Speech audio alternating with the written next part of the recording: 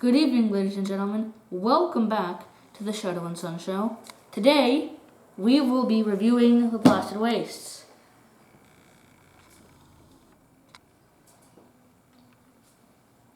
Howdy, folks. We just finished last Friday a epically long Blasted Wastes run through, and we'd like to tell you a little bit about it. Not that easy.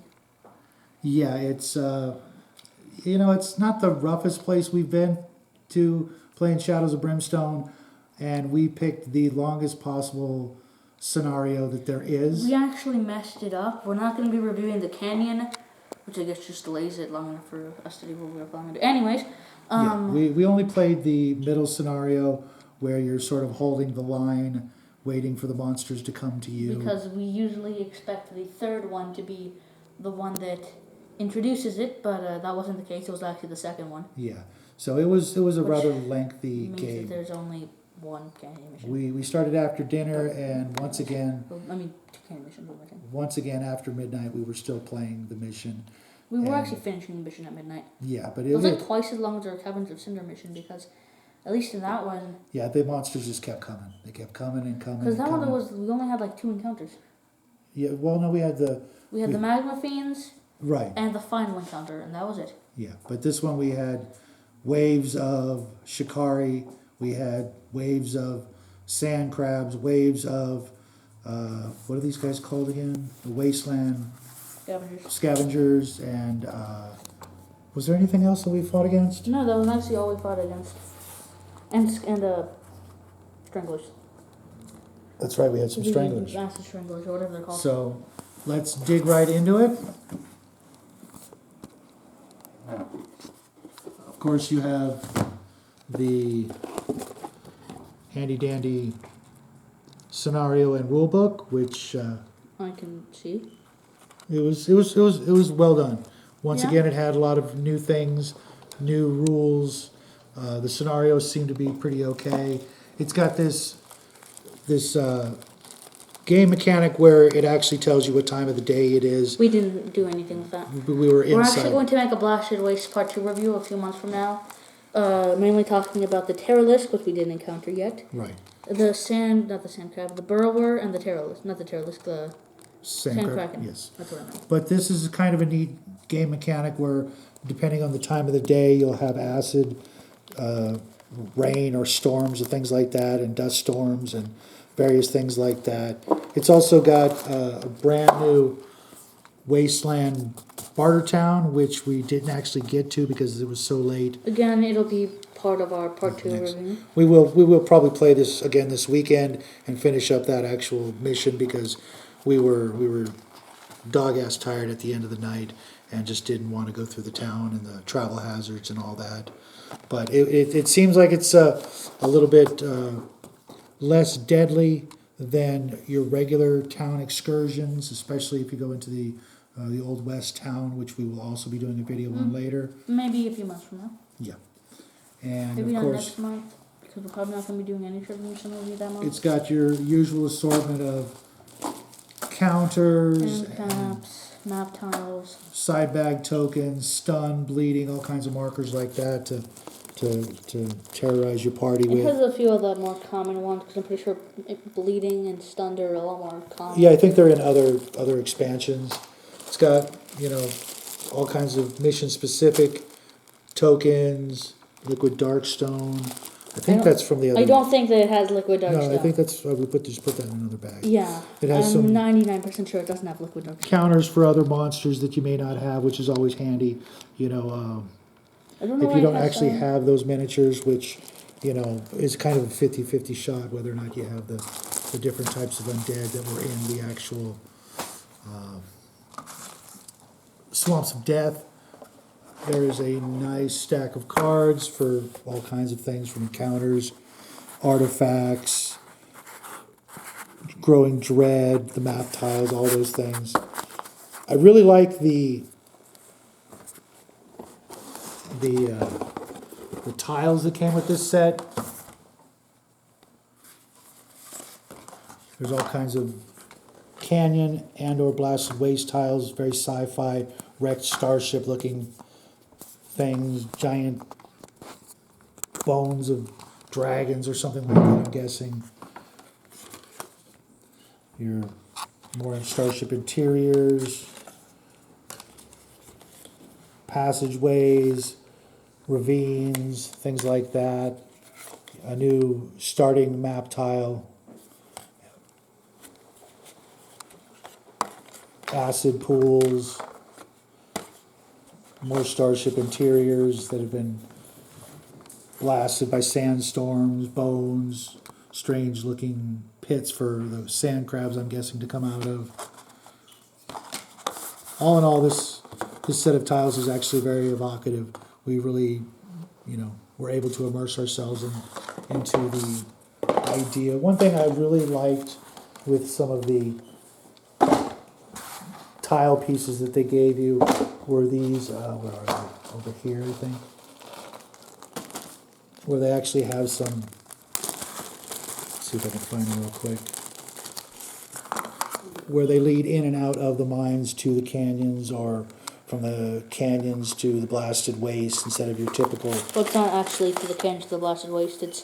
It's from the canyons to the mines. I think there's a mission where there's creatures coming from the mines, but you can't go to the mines. But I really like that one right there. And that one's from the mines to the canyons.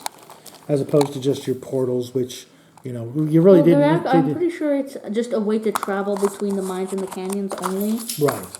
And that one is actually... A portal? Well, no, but this one is not a portal. It's just where monsters come from. Oh, okay. At least I think. I might be wrong, but I don't know where that would be going. But either way... Maybe the derelict starship, but... I really like this highly one. doubt it. I wish they would have put this in the first sets. Something like that to show daylight, we're finally out of here, that sort of thing. Maybe for the escape mission. Yeah, that would be a good idea. Now we have the mine entrance for that anyway. You want to start going over the miniatures? Yes. What do you want to start with? I guess we'll talk about the Indians first, because they're there and the camera's already pointing at them. He painted them, but we didn't actually encounter them because we didn't go to the canyons. Anyways, let's talk about the sand crabs next. Okay, yeah, but real quick. Even though we didn't fight them, they don't look, overly brutal, so to speak. They look like you can handle them. We haven't fought them yet, so we have no idea. I'm not, looking at the numbers and the health and things like that. I'm not too worried that they're going to KO the party. The sand crabs, same thing. Let's talk about the Terrorless first, because we also didn't encounter him yet. Okay. He looks cool. Yes. And it's very, very, very difficult. Yeah, we read it, and it does not seem fun. Yeah, this is rather a terrifying monster. We're not looking forward to running into this. We did put it in our deck when we played, but we just didn't bump into them, and we're probably better off for not having done so. Reasons for that we'll go into in just a second. Actually, no, we won't. We'll do that in our part 2. No, I mean those guys. Oh. Yeah, those guys. Yeah. Okay, but it's a neat model. I really had fun painting this one. I actually did it a while ago. I think it turned out okay. It's last year. Yeah, I did. Maybe even 2 years ago. No, I don't think it was quite 2 years ago. No, but I don't think we even had this 2 years ago. But it was a fun model to put together. It was pretty easy. The paint job, doesn't come with bush isn't too complicated. I think your novice painter can pull this off. Other than I think you used web blending on that. Yeah, a little. And the hardest part, honestly, was the eyes. Just getting that dot. And it's unnecessary. I think it gives it a little more character. Yeah, but it's not necessary for it to look good. No, if you couldn't Anyways, pull it off. Sand crabs? Yeah, let's go more in depth onto the sand crabs, because they're the first enemy of these that we actually fought. These guys here aren't really... They're really not the most devastating thing we've come across. We were fortunate enough to not be too close. There was one. We one... only fought 4. Really? Oh, yeah, that's right. It was a 3 and then a 1, yeah. If you keep your distance with, melee... So what do you mean we didn't have any trouble? They almost killed you.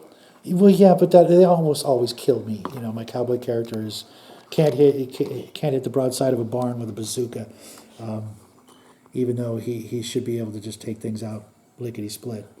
Isn't that why you were planning on buying a scope? Yeah, that's why I want to get a scope, yes. Maybe that will change things as luck and what have you. But again, these are nice models. I enjoy painting them. Kind of the same paint scheme as the Terralisk, a little darker. For both of these, I actually went step by step according to their painting guides. I've been doing that a lot lately with Shadows of Brimstone pieces, trying to make sure that I get them, just do what they say. I appreciate their time to, put in an instruction, let us know exactly what colors, things like that. I'm real big on instructions. You give me instructions, I can put together anything. And these guys, they're a lot of fun. I like, adding some rocks and things like that from our local area and local sand to, dress up the bases. Let's go on to your favorite and mine. You want to talk about them? Sure. The Scavengers was something that I actually painted. I think he did a pretty good job. He really went all out on these guys. Yeah. He spent better part of 2 weeks doing everything except the actual assembly and gluing them onto the bases. Yeah, they were assembled a long time ago. Yeah. Some of them I didn't do the base coat, but that's because they were already done. Yeah, but from last year. It wasn't even a full base coat. No, it wasn't. It was just the cloth. Some of them I redid that. Yeah, I think they turned out okay. I wanted to do some of them with different colors. I wish we could get another set of them. So I we was could do just more going of to the say that colors. if we could get more of these But I don't sold think you can buy separately them. without having to buy another Blasted Waste set, or if someone did buy another Blasted Waste set and you got some minis you want to sell us, let us know. We'll do something on eBay. Otherwise, we'll just wait until Flying Frog gets off their hiney and decides to make these available, because with the different color schemes that these insectoids can have, and the Also, if you noticed, I didn't paint any of them with their own things because I felt it wouldn't make sense for you to be wearing black in a desert. yeah, that's just asking for heat. I mean, it makes sense Exhaustion. with the kind of story that exists, why they would, but like, why not just cut out the patch and wear that? Yeah. And then there's also the people who wear white, which also doesn't make sense. Yeah, it would turn brown in a matter of seconds in the desert. If you've ever gone out to the desert wearing white, you regret it at the minute you get out of your car. But I think he did a really good job on the paint. Now let's talk about the horrific nature of these creatures. I mean, they weren't the worst, but they were pretty bad. Their ability to get multiple extra attacks depending on how many anvils worth of weight and gear you're carrying, when they know darn well you are going to stock up on protective clothing and gear if you have the opportunity, just really hit us for a loop. They were getting what, like 6 attacks on us each time, and at 4 points of damage each. Well, actually, that was only the first wave. The second wave, we got the Kraken-born people. That didn't have the same But ability. instead they had an ability, Higher defense, endurance, which yeah. makes it so they can only take 3 damage at a time. Which doesn't help. But yeah, I think that's it for them. No, the warlord. Oh, the warlord. We fought the warlord. Yeah, we did. Yeah, we did. I just said that. And his shield is a little overpowered, we think, compared But to. it's nowhere near as bad as the Terralisk. No, but And it's nowhere near as bad as the Void Swarms. we're not gonna talk about them.